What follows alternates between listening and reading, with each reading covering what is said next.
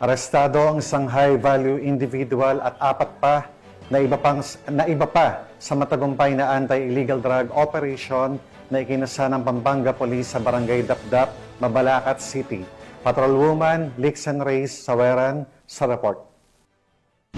Naaresto ng mga tauhan ng Mabalacat City Police Station, Pampanga Police Provincial Office sa ilalim ng pamumuno ni Police Colonel Eugene M. Marcelo, Provincial Director, ang isang high-value individual na kinilalang si alias Del at apat pang kasamahan nito sa isinagawang anti-illegal drug operation sa Barangay Dapdap, Mabalacat City, Pampanga. Nasa kote ang mga sospek matapos na magbenta si alias Del ng isang sachet ng hinihinalang shabu sa isang kosher buyer, kapalit ng halagang 2,000 pesos. Sa isinagawang protective search, na-recover mula sa kanya ang isang asul na coin pouch na naglalaman ng 3 karagdagang sachet ng hinihinalang shabu at ang ginamit na buy-bust money. Samantala, nakuha rin mula sa kanyang mga kasabwat na sina alias Paeng, Jing, Jay at Yel ang tigisang sachet ng hinihinalang shabu. Nakumpiska rin sa lugar ng operasyon ang 2 motorsiklo na ginagamit umano ng mga sospek. Tinatayang umabot sa 70 gramo ang kabuang timbang na nakumpiskang droga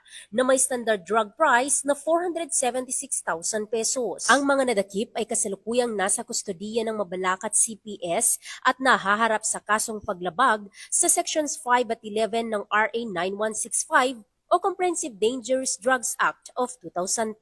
Muling pinatunayan ng Police Regional Office 3 sa pamumuno ni Police Brigadier General Ponce Rogelio I. Peñones Jr., Regional Director, na nananatiling matatag ang kanilang kampanya kontra illegal na droga bilang bahagi ng pangako ng kapulisan na pangalagaan ng kaligtasan ng bawat mamamayan at lumikha ng isang ligtas at maayos na komunidad.